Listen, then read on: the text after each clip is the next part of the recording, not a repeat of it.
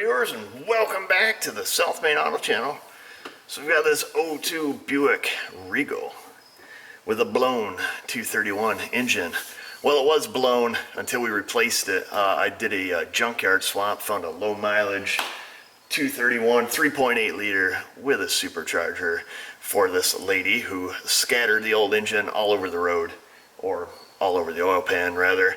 It was nothing but a bunch of kibbles and bits when it came to us. I couldn't even drive the car. We pushed it in, I changed the engine, now I got a problem. Well, the first problem is it's a weekend. I shouldn't be working on a weekend, but there's two other engines that lay on the floor over there that got to be put in. I wish I could have recorded this one because it would have been a good one to record because they're so easy to change. I mean, you can literally start at 8, have the engine in by noon, and running by 1. This one took a little longer because I had to get an oil pan for it, and I didn't realize that until I lifted up the salvage yard engine and seen the bottom of the pan was so crusty, and I just didn't dare use it. So it took a little longer. Anyhow, the engine's in, fired right up, runs great, super quiet. I let it warm up, do its thing that we always do. Took it for a little toot down the road, and that was it. I barely made it out of the parking lot. This thing wouldn't get above 10 miles an hour. And that's really babying the throttle. You lay into it and it makes some horrendous noise. The blower itself makes a lot of noise. It spark knocks like crazy. Really hesitates. I would take you guys for a ride along to show you what's going on, but by the time I made it 50 feet down the road, I knew what was happening. So I just kind of wanted to just baby it back here. And I thought I'd bring you guys along and show you a couple methods that I use to confirm my hypothesis, I guess it would be. So when I first took off, felt the lack of power. Your immediate thoughts on this type of engine, could be fuel pressure, could be mass airflow sensor. We got no check engine light, obviously, because it only went 40 feet, even though I'd been running for, a good 30 minutes prior to that, going through the whole warm-up cycle. Experience tells me or suggests to me heavily that the exhaust on this thing is plugged solid, and I've seen them plugged, but this one takes the cake. I think this is perhaps the worst I've seen on a car that will still start and run just absolutely gorgeous, because this engine runs fantastic, which I'm happy about because I hate salvage yard engines because it's always a crapshoot. So in order to figure out if I had a plugged exhaust or not, I did not want to mess with the O2 sensor on the back manifold. They're pretty snug to the firewall. The engine's toasty, particularly with the symptoms of a plugged exhaust. The engine's going to be kind of hotter than normal. There was the O2 sensor that came in the salvage yard engine, and, I don't want to get into, breaking stuff off and being way over my quote, particularly on a suspicion. So, easiest thing for us to do, or for me to do in a shop, is an in-cylinder pressure test with a pressure transducer in the cylinder so we can see the vents, we can see the compression and the exhaust stroke, and the exhaust stroke mostly is what we wanted to see. And so I did that, and I'll show you guys what I found. I ended up pulling the rear O2 sensor simply because I didn't believe my data, and I guess that's going to be the lesson here. You have to believe your data if that's what you have, but I second guessed myself. So let me show you what we got. So I'll give you guys a rundown here. I've got the Altel hooked up. I've got our scope on the Altel. I've got the pressure transducer here that Ivan made. You guys know Ivan from the MotoYam channel.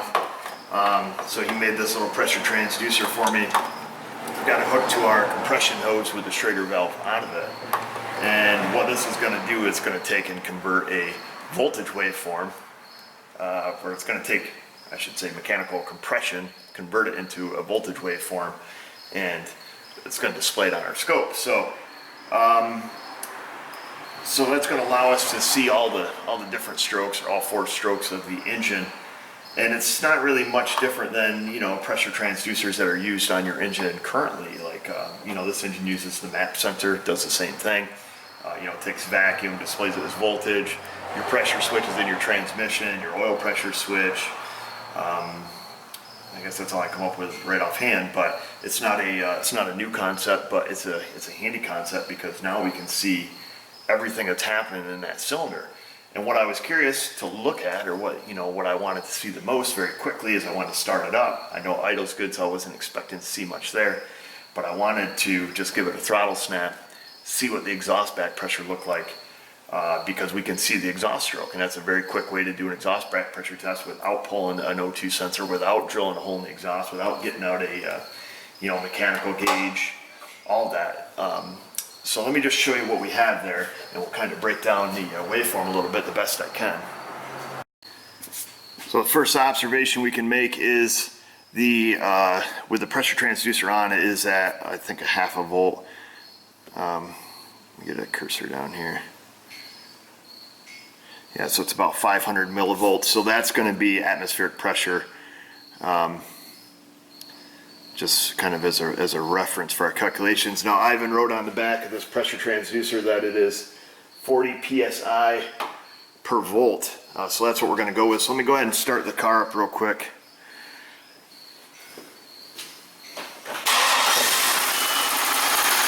Now, I've got spark occurring outside the cylinder, just in case you guys are wondering.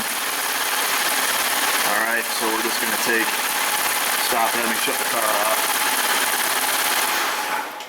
You have to remember to ground your spark plug, disable the fuel if you want to. So let's see if I can use this. Not super used to this scope. I typically don't use it, but for some stuff like this it'll work okay.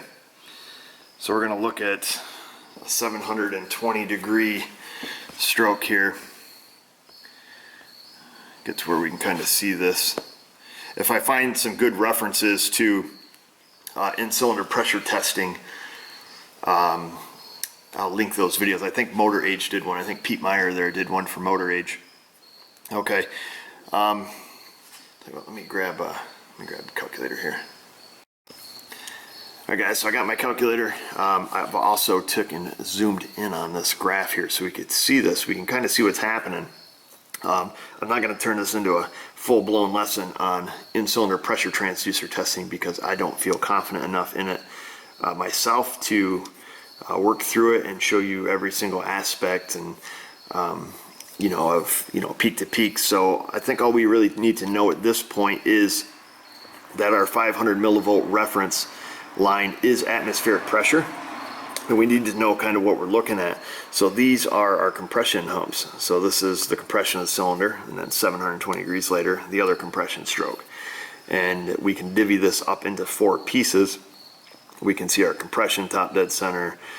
Somewhere in this area we'll see bottom dead center as the piston's all the way at the bottom traveling up. This is our exhaust stroke right through here, and then back down in the intake, and then back up to compression again, and then it just repeats that cycle. But what we're going to want to look at, what we can look at is we know our scale. We know it's 40 psi per volt. So I think I'm doing this right. Let's see here. So we've got 2.1 volts, and we have to deduct, I believe we have to deduct our 0.5 volt. I wouldn't be mad at me if I'm wrong with this, so hopefully I'm right. So 2.1 minus 0.5 is 1.6. 1.6 times 40 is 64 psi. So that I believe is what we're getting at the peaks of our compression humps here, is 64 psi. Running compression, which is perfectly normal, or I wouldn't say it's too far out of line. Alright, so now we can come down. We want to find our 500 millivolt. We want to find our atmospheric pressure reference, close to that as we can get. Oops. Should get a stylus here instead of using my meat nuggets. Wow. Come on, little fella. Alright, we'll settle with 501 because that's close as I can get. And so what we're seeing here, we got our compression stroke. Naturally, the piston's coming back down in through the power stroke. And then the exhaust valve opens. Generally, well, I can tell you where the exhaust valve opens. Let's get some cursors here.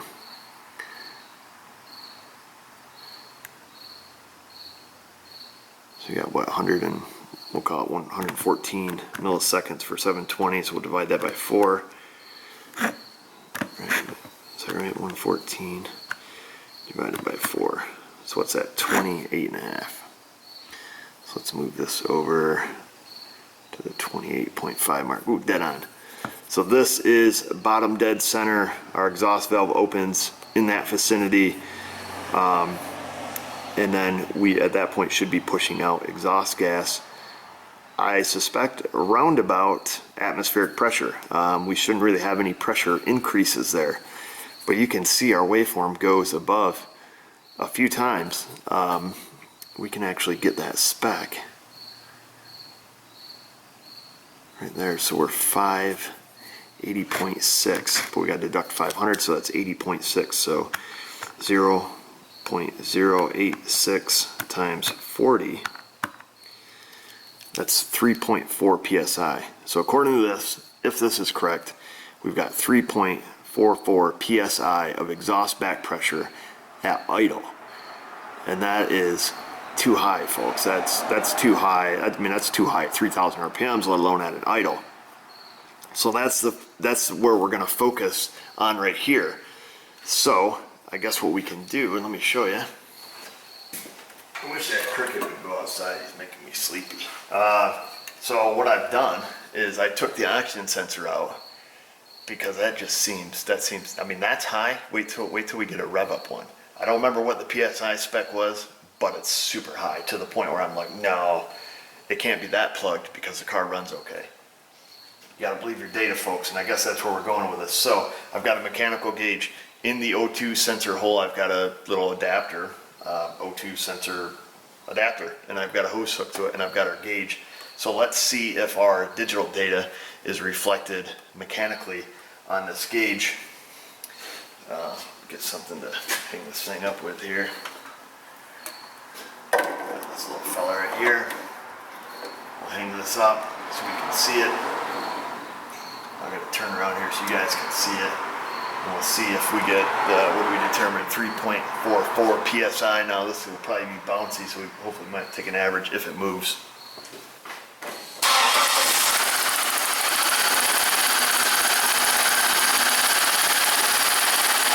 What do we see? It's plausible. I mean, it's, you guys see the thing bouncing. Hard to say. Looks like, I know sometimes in the videos it won't, I guess aliasing, that's a new term that I learned. You know, when you get something that's flickering real fast, how it just kind of looks like a blur. Of course, we've got a length of hose here too. So there are some variables.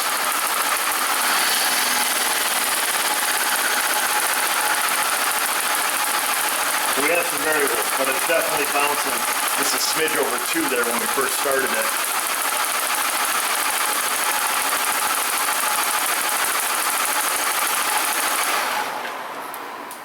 So that's pretty cool.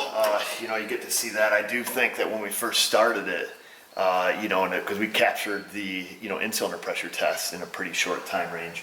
I think when we first started it, you know, we could see that that was bouncing up, you know, definitely above the 2, closer to the 3. Hopefully the video will pick that up. And the other thing is too, is we got a long length of hose here, so there's, you know, a lot of room for pressure absorption. I don't know the particulars behind it. Ivan, he'd be whipping out a chart right now and, you know, calculating out the length of hose versus volume versus pressure loss and stuff. But I do know we got a long hose, and it's probably going to attribute to a little bit of different readings, tool versus, or digital versus mechanical. On the digital aspect, you know, we've only got a 12-inch hose. I don't know about the volume of that hose versus the volume of this, you know, 5-footer running back there. But let's give it a throttle snap now. Let's look at the same in-cylinder pressure test, and then let's look at the mechanical test and see what we can determine.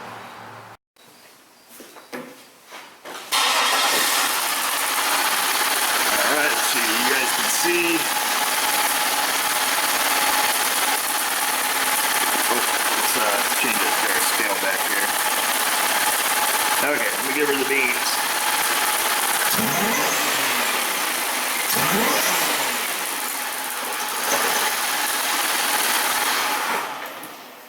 It does not like that at all.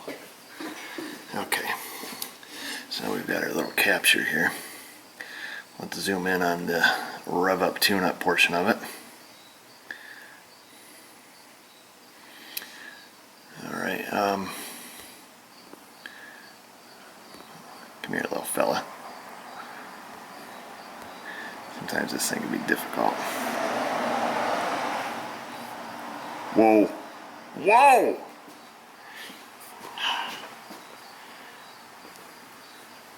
Is this made for a mechanic? I don't even know what I'm doing, folks. Come here. It's like me trying to use a phone. There we go. I'll stretch her out low. Alright. Okay. Whew. I think we made it without casualties here. So let's look first and foremost at our peak compression. So there's that. Wow, 7.2. 7.2 minus 0.5 times 4.0. 268 psi of compression. It's probably because we're boosting it. So she got a little supercharged action there, but 268 psi, not unrealistic. The next one we want to go back down. Let's find atmospheric pressure.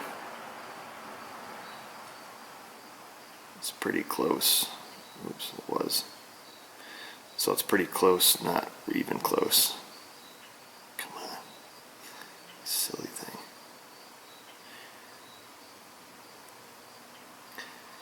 Whatever, dude. It's pretty close to their atmospheric pressure. It's 493 millivolts.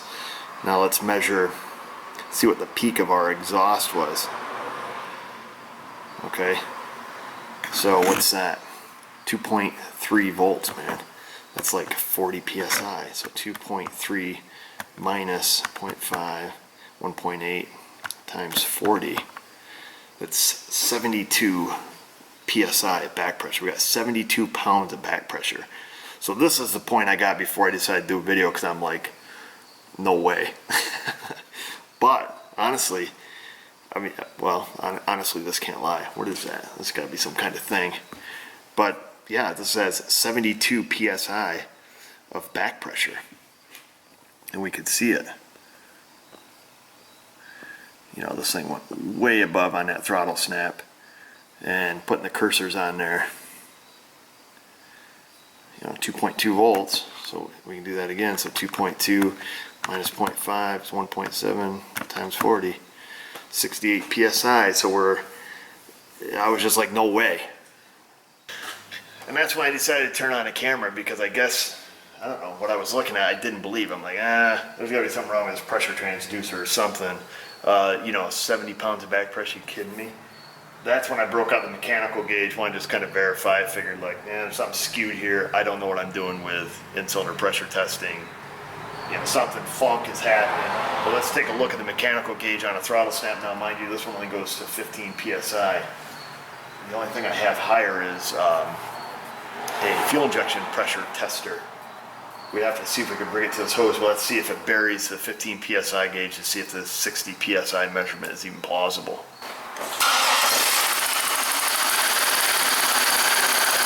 So I think our 3.4 psi that we initially had looks better there. I think we can see that.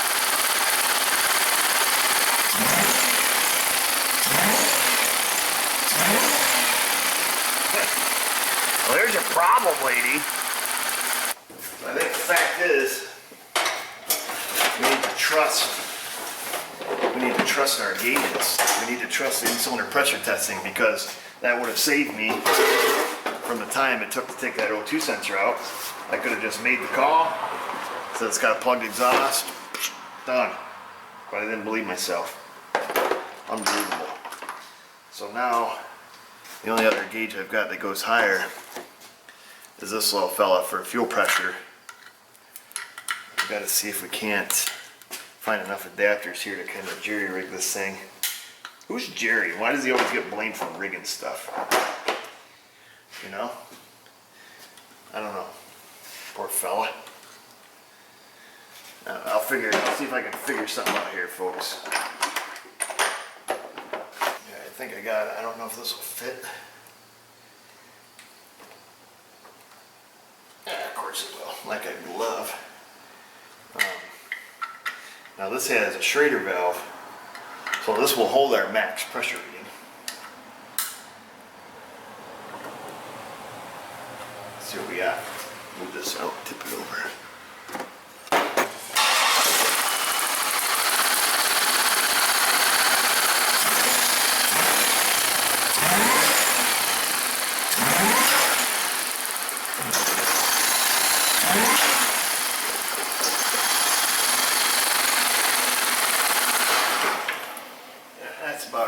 want to do right there. So I don't know if you guys seen it, but I think, it's hard to tell. I don't like the sound this engine makes because it's very constipated right now. Constipated engines don't sound good, and I think the only reason it runs as good as it does with the throttle snaps is because it is forced induction, and the thing's just stuffing it right to it. But it makes it spark knock like crazy. You know, you hear that big wank, and I assume that's probably why this engine scattered in the first place. Is because old grandma's driving this thing and she's knocking like a banshee, and you know, she can't hear it or whatever the case may be. And so here we are. We're kind of back to where we started. But I wish I didn't care about it so much, because I'd hold her right to the rug and see where that went. But I do believe on here, I'll have to look back at the footage, that it did go above 50 PSI.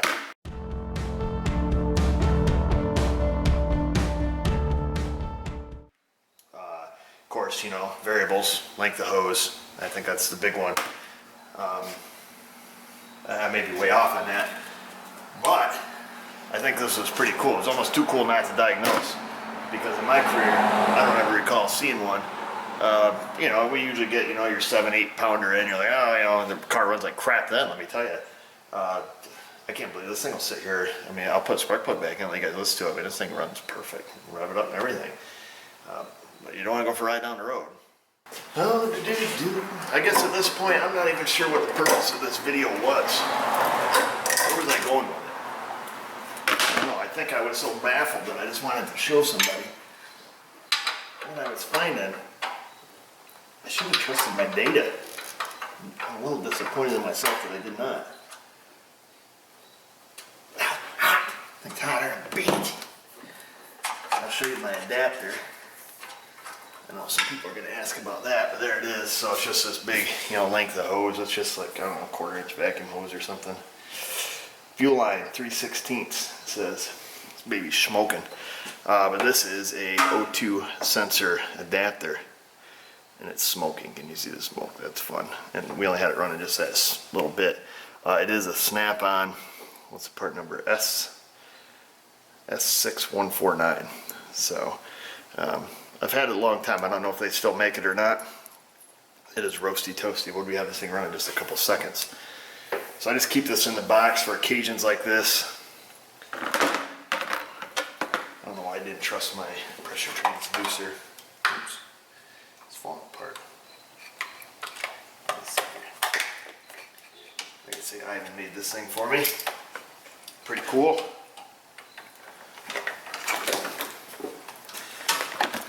Take and get all this stuff unhooked, and you guys can see here we use just a regular, you know, compression, you know, test hose, which you gotta be careful.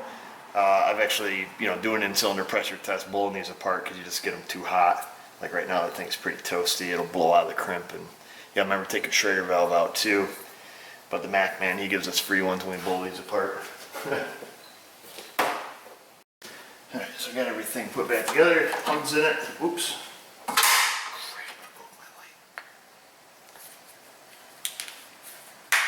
That's fixed. Let me fire it back up here.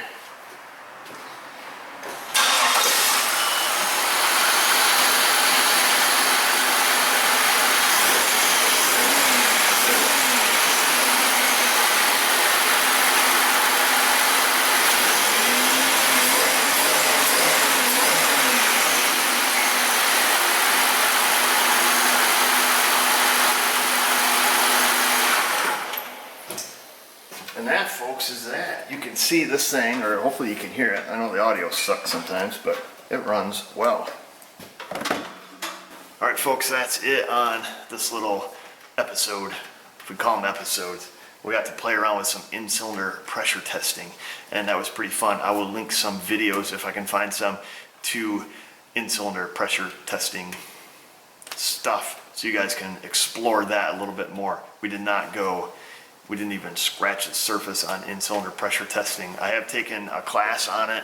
It is not something, it's not a method I employ very often here. It's not too often we run across plugged exhaust. On the past several where I've had valve timing issues, where it was suspected valve the cam chain has jumped. We've used cam crank correlations on the past 2 that I've done. Found those with that.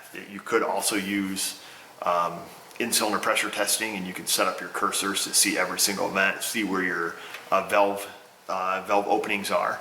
That's handy, like let's say on a, like an older V8 engine where you don't have a cam sensor, maybe you don't even have a crank sensor. Now you can see that. So yeah, there is a lot to it, and I'm not even going to attempt to try to explain it. I have a hard enough time still kind of deciphering through it all myself. So I'll see if I can do that. And I guess that's it for this little engine. I'm glad you guys came along. I probably should have had this diagnosed and licked and out the door in 5 minutes after I seen the initial in-cylinder pressure test. But the fact is I didn't believe my data. And we can see clearly from the mechanical gauge to the digital data that we have, it doesn't lie. Perhaps the digital stuff is even more precise. But either way we went with this, whether we yanked the O2 sensor out first and stuffed the gauge in there or did an in-cylinder pressure test, it would come up with the same results. We got a tremendous amount of back pressure and the exhaust is obviously plugged. In-cylinder pressure tester is a lot faster in most cases than messing with like old rusty O2 sensors. I'm fortunate enough that that one came out. I really didn't believe this because it is so high, it has such a tremendous amount of back pressure. It's actually kind of cool. So I hope you guys like that and found some enjoyment in it in some kind of weird fashion. I do. So that's it. Google+, Facebook. If you have any questions, put them in the comments box below. I will do my best to get to those in a timely fashion, or other viewers. We all kind of interact, so it makes us a pretty cool, tight-knit little community of wrenchers, mechanics, technicians, whatever you want to call yourself, do-it-yourselfers, whatever. So don't forget to do that. And also don't forget to like us on Facebook, Google+, and remember, viewers, if I can do it, you can do it. Thanks for watching.